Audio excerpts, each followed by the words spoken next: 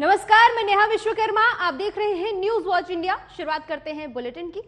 इसरो ने सौर मिशन भेजे गए आदित्य L1 को लेकर बड़ा अपडेट दिया है। शनिवार को इसकी लॉन्चिंग के बाद मंगलवार की अगली सुबह इसरो ने एक्स करके बताया कि आदित्य L1 ने दूसरी बार अपनी कक्षा सफलतापूर्वक बदल ली।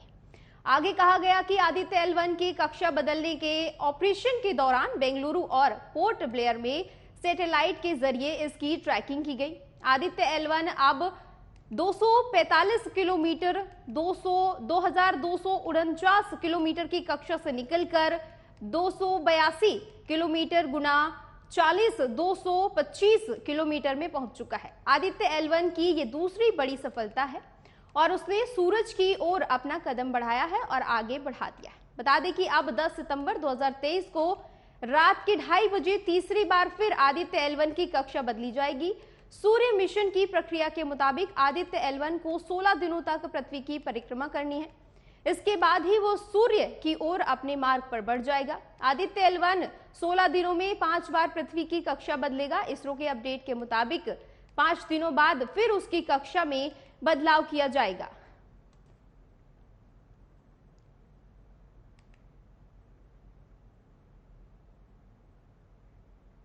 और वहीं जम्मू कश्मीर के रियासी इलाके में सुरक्षा बलों ने एक आतंकी को ढेर कर दिया है। इसके अलावा एक आतंकवादी को घेर लिया है, जिसके साथ ही मुठभेड़ भी जारी है। बता दें कि मुठभेड़ में के दौरान 2 जवान घायल हुए हैं। इसमें एक सेना और दूसरा पुलिस का जवान है। ये मुठभेड़ चासना के तुली इलाके की गली सुहाब में चल रही है। अब तक मिली जानकारी के मुताबिक आतंकी संगठन लश्कर-ए-तैयबा स्लीपर सेल और लड़ाके फंडिंग के तहत टारगेट किलिंग जैसी घटनाओं को अंजाम देने की फिराक में है, लेकिन सेना के जवान लगातार उनकी साजिशों पर पानी फेर रहे हैं। पिछले 14 घंटों से रियासी इलाके में लगातार सर्च ऑपरेशन चलाया जा रहा है। आपको और अधिक जानकारी के लिए बता दें कि news watch India ground zero पर पहुंचा है और लगातार पूरी खबर का अपडेट दे रहा है।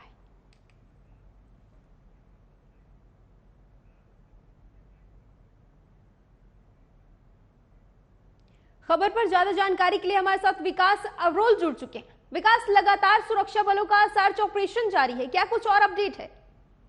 देखिए, अभी तक जो जानकारी सामने आ रही है उसके मुताबिक जो है एक ही आतंकवादी में मारा गया है, दूसरा जो है वो घायल अवस्था में है, लेकिन अभी तक उसकी कोई सटीक जानकारी नहीं मिल रही है। फिलहाल जो है वहां पर ऑपरेशन लगातार जारी है और पुलिस और आर्मी जो है लगातार उस एरिया को कॉर्डन कर रखे हैं और जितना भी एरिया उसको सैनिटाइज किया जा रहा है ताकि किसी तरह के कोई और आतंकवादी हो तो उनको भी वहां पर मौत की घाट उतारा जाए। मैं आपको दिखाना चाहूंगा, हम ग्राउंड जीरो पे खड़े हैं। ठीक मेरे से जो पहाड़ दिख रहे हैं यही वो पहाड़ है जहां पर आतंकवादी लगातार जो है शरण लिए रहते हैं, क्योंकि ये आप देख रहे हैं कितने घने पहाड़ है, जंगल है, बड़े बड़े पत्थर हैं और ऐसे पत्थरों के बीच में और ऐसे जंगलों के बीच में जितने आतंकवादी उनके लिए छुपना बहुत आसान होता है। हालांकि हमारे सुरक्षा बल जो है लगातार इन एरिया की जो है वो सर्च ऑपरेशन रेकी करते रहते हैं, फिर भी लगातार इन एरियाज में हर जगह पुलिस को या आर्मी को तैनात करना बहुत मुश्किल होता है। ऐसे में इस एरिया में जो जब हमें कोई सटीक जानकारी मिलती है उसको लेकर इन एरिया को घेरा जाता है और ऐसा ऑपरेशन चलाया जाता है। और कल हम सुबह सुरक्षा बलों को एक सटीक जानकारी मिली थी कि एक घर में 2 के आसपास आतंकवादी छिपे हैं। जब वहां पर एरिया कॉर्डन किया गया तो एक आतंकवादी को मार गिराया गया और दूसरा जो है घायल अवस्था में है। फिलहाल अभी वहां पर जो है एरिया सैनिटाइज। जी, मारे गए आतंकी का किस संगठन से संबंध बताया जा रहा है? इसकी कोई जानकारी, किसी ने इसकी जिम्मेदारी ली हो?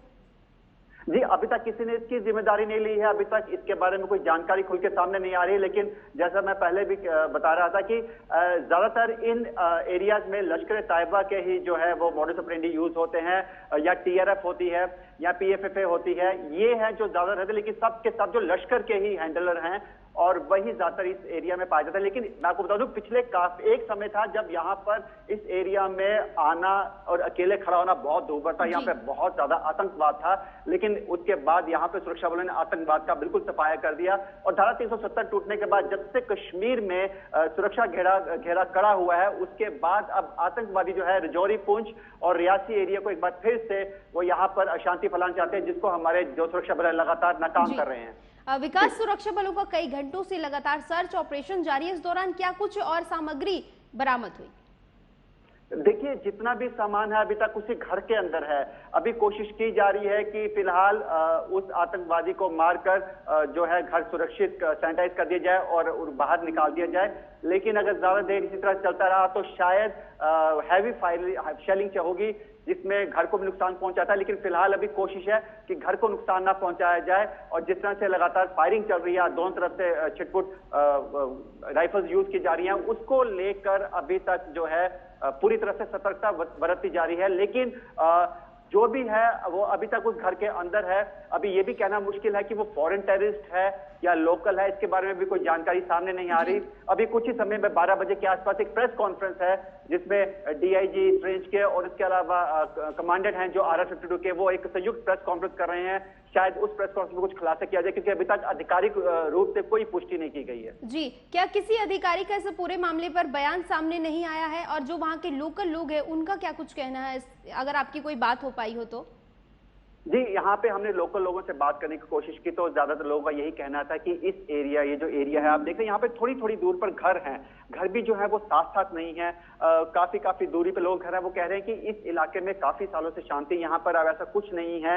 ये आतंकवादी हो सकता है किसी रूट पे जाने के लिए आए हो, तो वो इस रूट को फॉलो कर रहे हो, कोई स्पेसिफिक एरिया में रजौरी, पुंछ या कहीं और जाना चाहते हो, तो इस रूट को फॉलो कर रहे थे, तो इसीलिए वो इस एरिया में छिपने के लिए या रहने के लिए आए थे। तो उनका ये कहना है कि एरिया बिल्कुल शांत है, यहाँ पे अब काफी सालों से ऐसा कुछ नहीं है, तो इस एरिया में ये ऐसी कोई घटना हो नहीं सकती। हालांकि आधिकारिक जो जितने भी अधिकारी हैं वो भी फिलहाल बयानबाजी से बच रहे हैं, क्योंकि वो कह रहे हैं कि जो भी खुलासा होगा वो प्रेस कॉन्फ्रेंस में होगा, और उसके बाद सारी स्थिति स्पष्ट होगी कि कौन ये आतंकवादी हैं, क्या इनका मोटिव था और किस पर्पज से ये इस एरिया में आए थे। जी, और कितने आतंकियों की वहां पर इस वक्त मिलने की संभावनाएं जताई जा रही हैं, क्या कुछ इस पर अपडेट सामने आ रहा है?